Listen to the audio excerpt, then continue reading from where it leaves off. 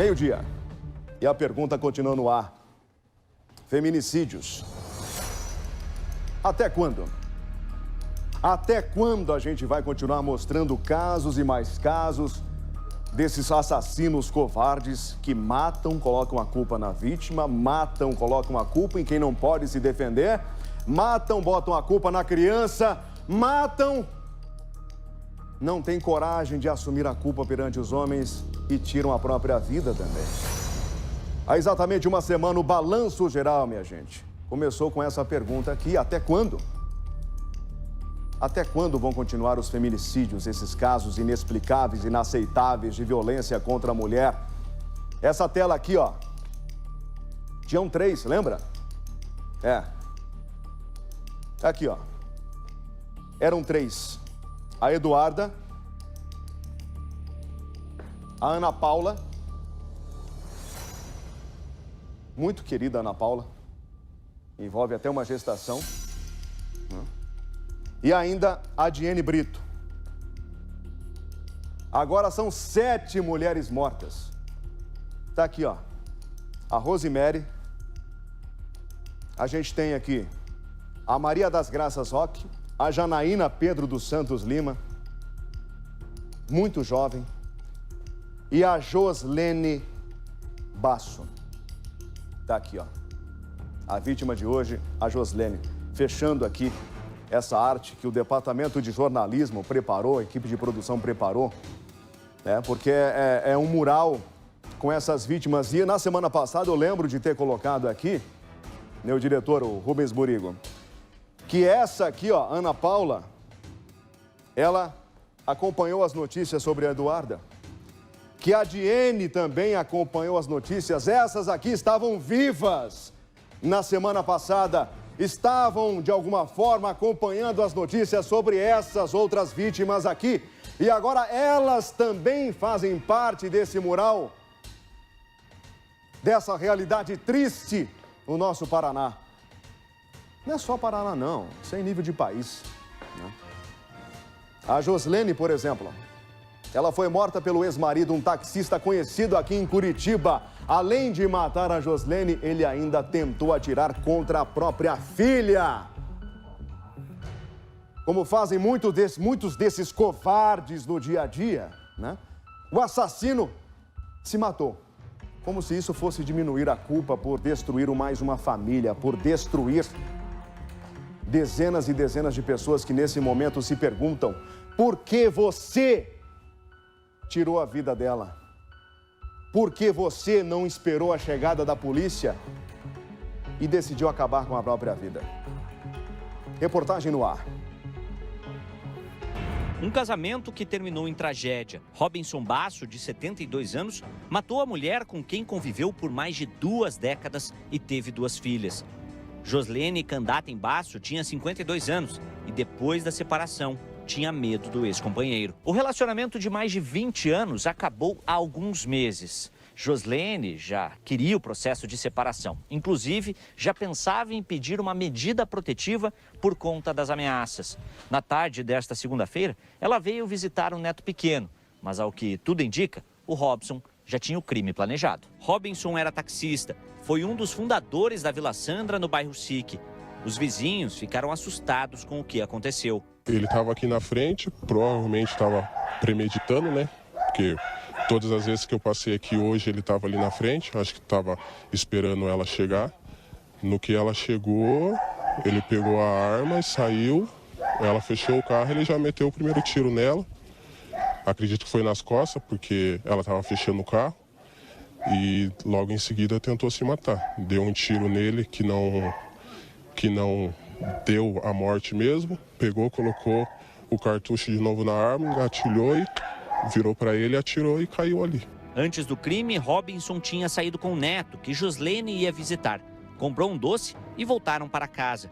Quando Joslene chegou, ele já estava armado. Ele estava em processo de separação, então, pelo que a filha falou, né, ela iria entrar com pedido de medida protetiva, uma vez que ele estava ameaçando ela, né? A filha falou que já houve histórico de agressão, mas muito no passado, quando elas ainda eram pequenas, a irmã dela era pequena, então ele já veio agredir ela uma vez. Mas agora, recentemente, estava ameaçando a ex-mulher. E a tragédia podia ser ainda maior. A filha mais velha do casal viu o que o pai ia fazer e tentou impedir. Mas Robinson apontou a arma para ela e ela se escondeu. Para mim, um senhor bem tranquilo. Bem, conversava com todo mundo, com as crianças, com o pessoal aqui. Então, tipo, vai pelo decorrer assim, dos dias, pelo que a gente vive assim, no dia a dia, vai no mercado, encontra ele, vai ali ver o táxi dele, vai fazer falta sim. E agora, o que essa família faz, gente? O que as pessoas que ficaram vão fazer, né? Nós temos uma mulher vítima de um marido que foi para cima dela e atirou com uma espingarda. Uma espingarda. Em seguida, ele já confirmando o que fez, tira a própria vida e a gente tem uma tragédia familiar. Mais uma. Aí está a arma do crime. A arma que teria sido usada nesse crime. E essa mulher ainda tenta proteger a sua vida. Ela ainda tenta se livrar desse criminoso, tenta se livrar desse assassino, mas ela não consegue, Thiago Silva, infelizmente. Boa tarde para você, Thiago. Oi, Daniel Santos. Boa tarde para você, boa tarde para quem está acompanhando o Balanço Geral. Pois é, Daniel, para a gente entender melhor essa história, a gente tem que voltar aqui no tempo. Porque a Joslene, ela é a segunda esposa, era a segunda esposa do taxista Robinson. Eles se conheceram há mais ou menos 20 anos. A Joslene, então, depois do casamento, resolveu estudar, se formou em pedagogia, virou professora. Ela começou a se vestir melhor, começou a cuidar melhor do visual, ela começou a sair para o trabalho. E isso desperta no Robinson os ciúmes. Pelas imagens, a gente pode observar pelas fotos que a Joslene era uma pessoa de boa aparência e o taxista sempre ali com os ciúmes, ao ponto de não deixá-la trabalhar, começou a ficar diferente. Resultado, ela pede o fim do relacionamento e aí, infelizmente, levou para esse desfecho com a morte dos dois. Eu estou aqui com o delegado Tiago Nóbrega, da Divisão de Homicídios e Proteção à Pessoa, delegado que esteve no local e que acompanha esse caso. Delegado, era a receita, infelizmente, que a gente coloca aqui de um casamento que terminou de forma trágica.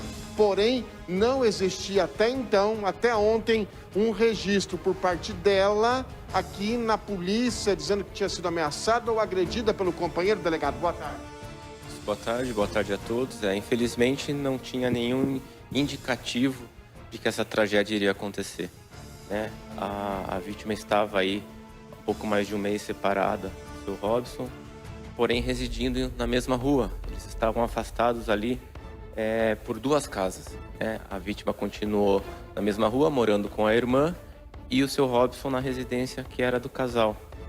Então, apesar da separação, eles tinham esse contato, o seu Robinson sempre vendo a dona Joslene ali na região.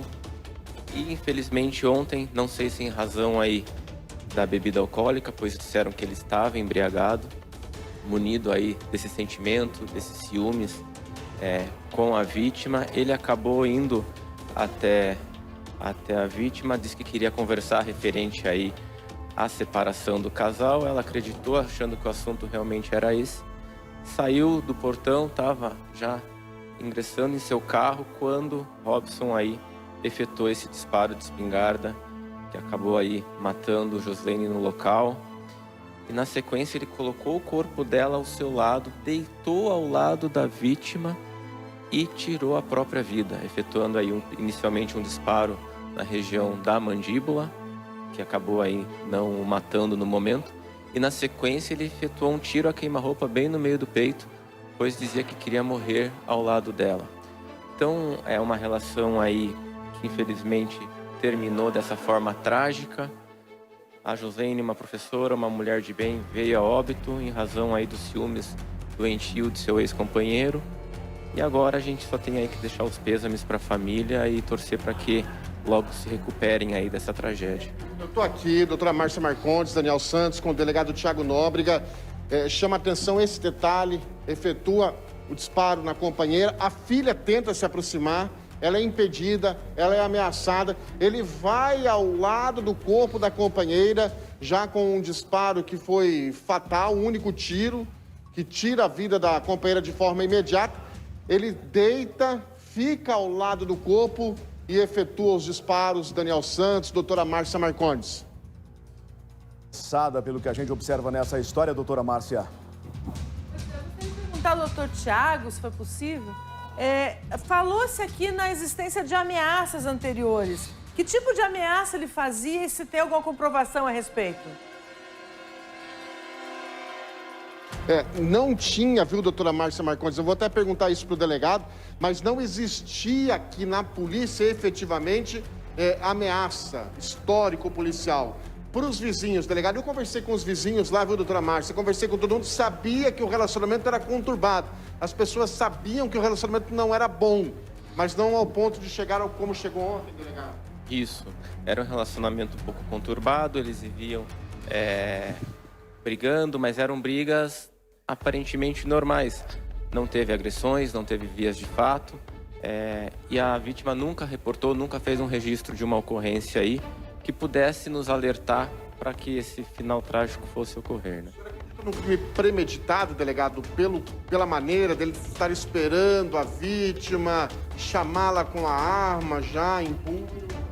Eu acredito que o Sr. Robson, naquele momento, talvez estimulado aí em razão da bebida alcoólica, tenha aí se munido aí de coragem de praticar esse ato aí trágico.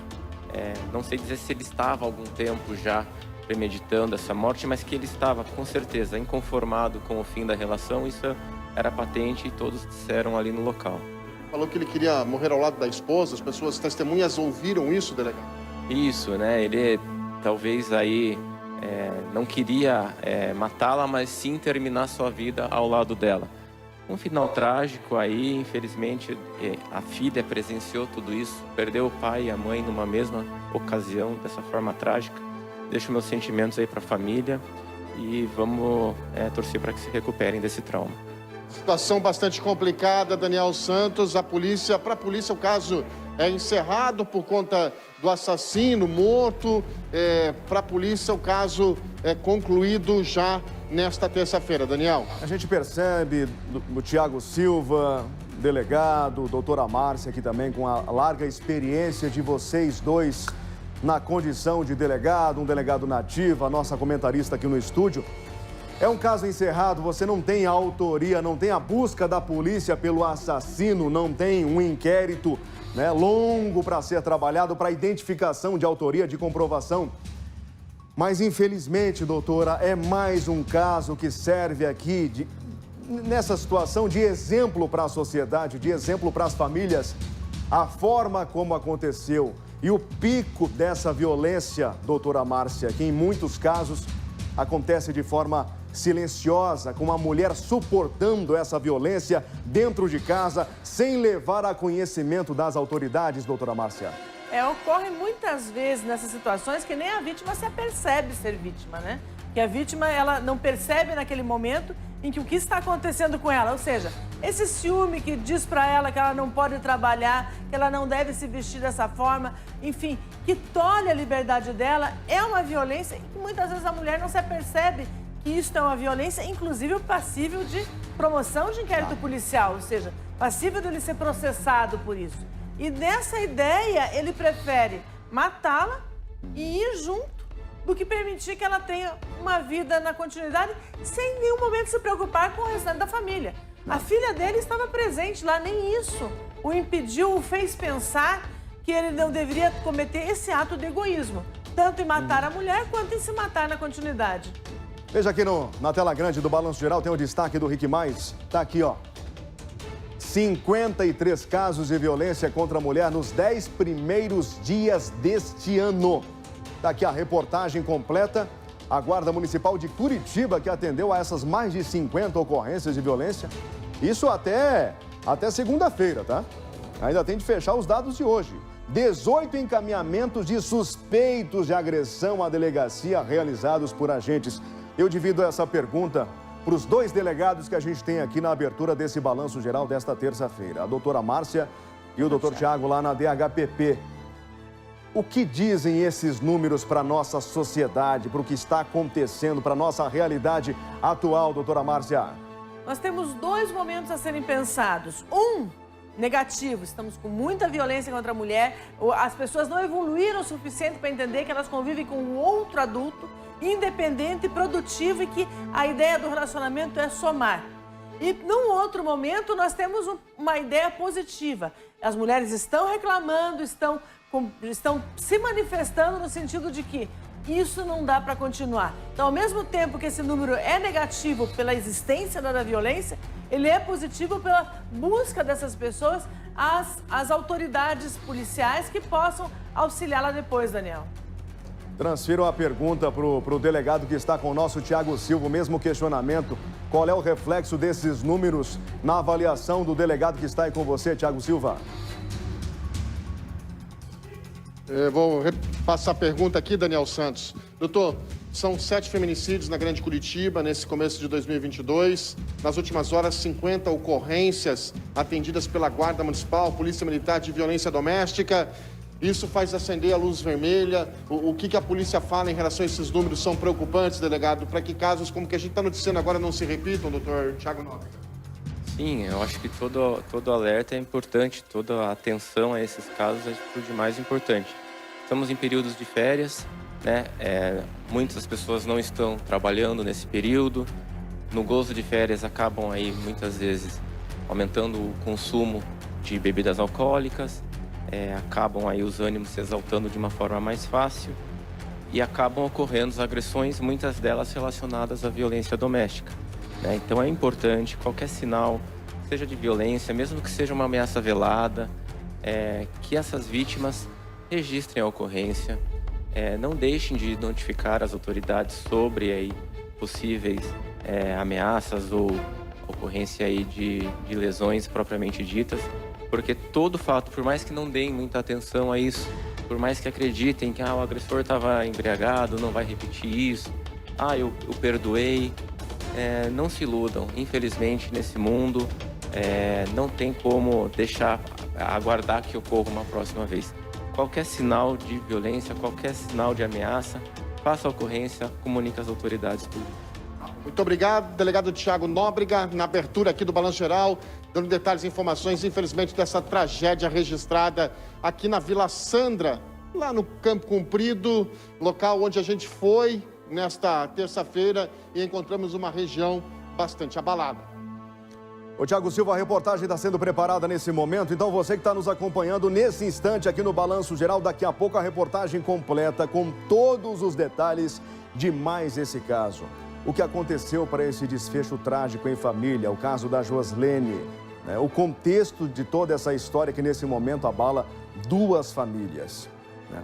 A família da Joslene, né? Os familiares em comum e a família dele por ter tomado essas atitudes extremas, 3 atitudes extremas atirado contra a esposa, ter também tentado contra a filha dele e em seguida tirado a própria vida.